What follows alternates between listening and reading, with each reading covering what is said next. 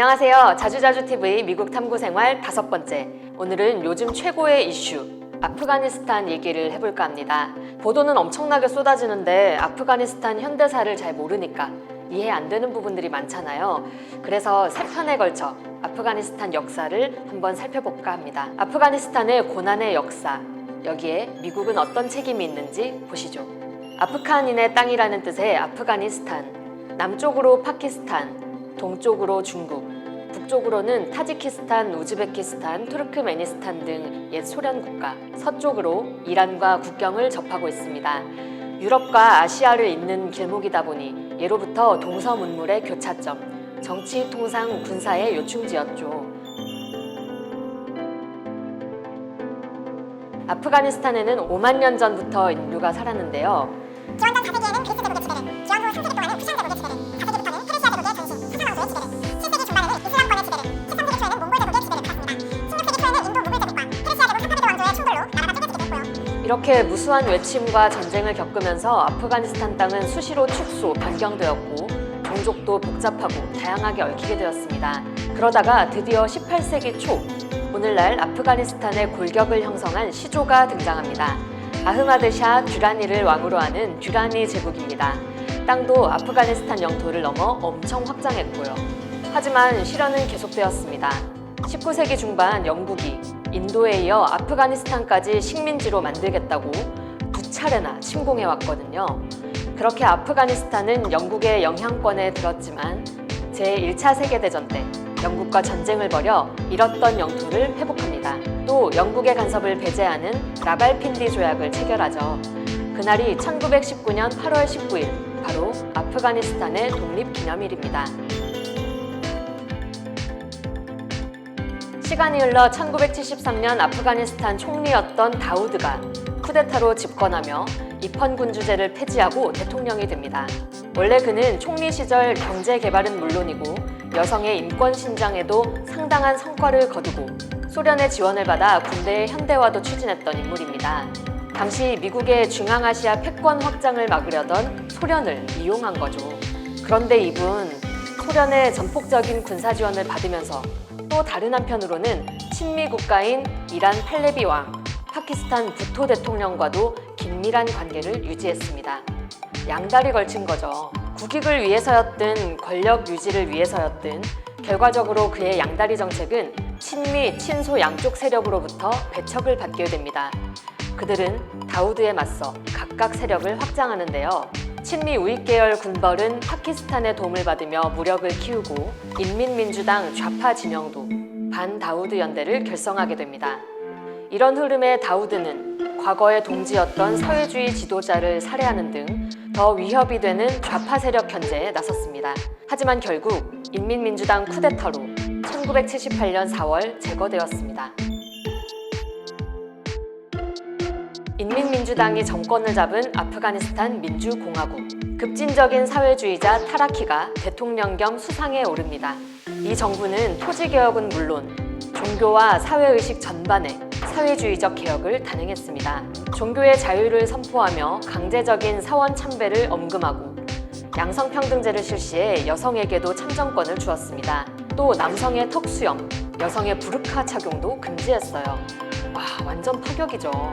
또 아프가니스탄 현대화를 위해 소련과 우호협력 및 선린 조약을 체결하고 12억 달러 상당의 원조도 약속받았습니다. 그런데 이렇게 이슬람 사회의 기초를 흔드는 개혁과 친소 정책은 이슬람 보수 세력과 친미 우익 세력의 강력한 반발을 초래했습니다.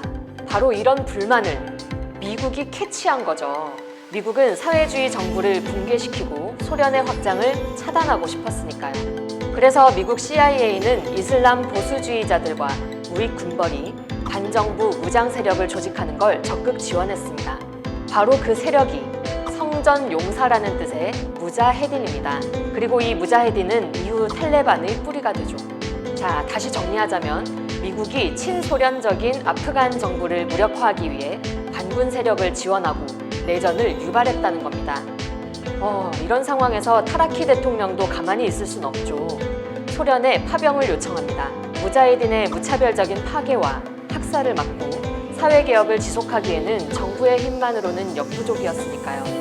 하지만 소련은 몸을 사렸습니다. 소련 공산당 서기장 브레즈네프는 만약 군대를 파견한다면 이는 아프가니스탄과 소련이 미국의 손에 놀아나는 꼴이 될 거라고 반대했고요.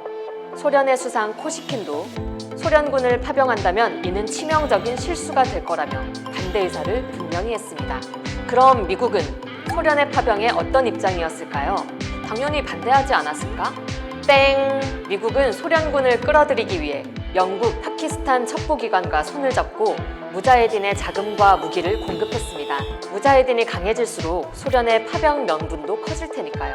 그 속내는 카터 대통령의 안보보좌관이었던 브레진스키의 인터뷰에 잘 드러납니다. 미국의 목표는 미국이 베트남에서 고전했듯이 소련도 아프가니스탄에서 가능한 오랫동안 고통을 당하게 하는 것이었다. 지원 사실을 은폐하기 위해 미국은 무자헤딘에 미국제가 아닌 밀수입한 소련제 무기를 공급했다. 소련은 결국 1979년 12월 24일 아프가니스탄에 지상군을 파병합니다. 이대로 방치하면 아프가니스탄이 친미 세력의 수중에 떨어질 거라고 판단했거든요. 그러자 미국과 유엔 등 국제사회는 불법 침공이라며 소련을 규탄합니다.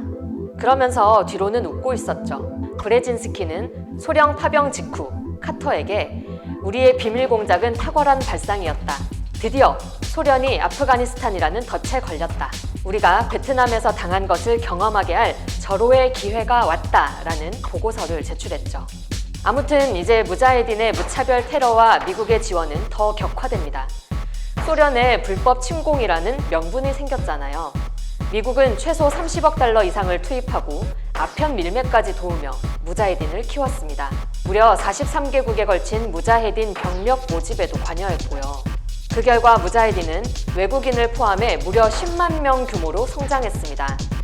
이들은 아프가니스탄 관공서와 교육, 의료시설 등을 파괴하고 의사와 교사들을 살해했습니다. 사회를 극도의 혼란과 무질서로 몰아넣어 소련 철군을 넘어 사회주의 정부까지 전복하려 했던 거예요. 레이건 대통령은 이런 무자헤딘을 자유의 투사로 극찬하고 영화 람보3를 만들어 영웅으로 둔갑시켰습니다. 1989년 2월에 와서야 아프가니스탄, 소련, 파키스탄, 미국이 서명한 제네바 협약에 따라 소련이 철군하게 됩니다. 그런데 무자헤딘은 서명을 거부하고 당시 합법 정부였던 나지불라 정부의 연정 제안도 거절합니다. 그리고는 정권 전복을 위해 테러와 학살을 이어갑니다. 그 무기를 미국이 지원해준 건 말할 필요도 없죠. 1991년 12월 소련은 해체됩니다. 아프가니스탄에 발을 들였던 게 큰 패착이었죠. 아프간을 둘러싼 미소 냉전에서 미국이 기어이 승리한 겁니다. 그리고 이듬해 1992년 4월 나지불라 정부도 무너지며 무자헤딘의 세상이 도래합니다. 무자헤딘은 원래 서구 제국주의에 맞서 이슬람권의 분리독립을 쟁취한다는 명분으로 형성된 국제 조직입니다. 하지만 그 지도자들은 혈연, 지연으로 얽힌 군벌에 불과했고 전투원들도 신념보다는 생계를 위해 모인 자가 많았습니다. 그러다 보니 자신들의 이해관계에 따라 끊임없이 이합 집산하는 게 무자헤딘의 실상이었습니다.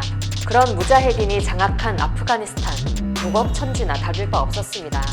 살인, 강간, 약탈은 다반사였고 군벌 내부 권력투쟁으로 1994년 수도 카불에서만 1만 명이 넘는 민간인 희생자가 발생하기도 했습니다. 1992년 6월 이슬람 원로회의의 주선으로 과도정부가 구성되고 당시 가장 힘이 강했던 친미 성향 북부동맹이 수반 자리를 차지합니다. 하지만 군벌들이 워낙 난립하니 그 통치권은 유명무실했죠. 이런 혼란을 평정한 세력이 바로 탈레반입니다. 탈레반의 수반 물라 오마르는 무자헤딘의 한 소그룹으로 시작해 세력을 키운 뒤 당시 가장 강력한 군벌이던 북부동맹을 물리치고 수도 카불을 장악했습니다. 또 2000년 말에는 국토 90% 이상을 장악해 정부의 형태도 갖추게 됩니다. 탈레반은 오랜 내전과 외침으로 부패한 사회를 바로잡겠다며 흑백 논리의 이슬람 율법으로 통치에 나섭니다.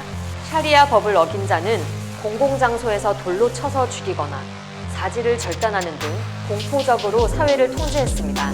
고대 불교 유물을 우상이라 파괴하고 한편으로는 세계 수요의 99% 이상을 차지하던 아편 제대도 하나님의 뜻을 거역하는 범죄라며 불법화했습니다. 강력한 신정일체 정책을 편 거죠. 또 서구 문화의 영향으로 상품화된 성문화를 바로잡겠다며 여성의 사회활동을 금하고 외출할 때는 반드시 부르카를 착용하도록 명하며 여성은 중등과정 이상의 교육을 받는 것도 금지했습니다. 오늘날 우리가 아프간 여성들의 안위를 걱정하는 것도 이런 역사 때문이죠. 그런데 여러 무자헤딘 세력 가운데 탈레반은 어떻게 급성장하게 된 걸까요? 거기에는 무엇보다도 사우디의 자금 지원과 파키스탄 정부의 군사 지원이 컸습니다. 그리고 이들 뒤에는 예외 없이 미국 정부가 있었습니다. 우드로 윌슨 국제센터의 해리슨 박사는 1991년 CIA가 탈레반의 조직 강화를 위해 파키스탄에 30억 달러나 건넨 사실을 알게 되었다고 폭로하면서 당시 자신은 CIA 고위층에게 이는 괴물을 키우는 격이라면서 적극 말렸다고 기자회견에서 밝힌 바가 있습니다. 즉 90년대에 탈레반 정부를 키운 건 바로 미국이었던 겁니다. 근데 지금은 왜 이렇게 된 거지? 궁금하지 않으세요? 그 이야기 다음 편을 기대해 주세요.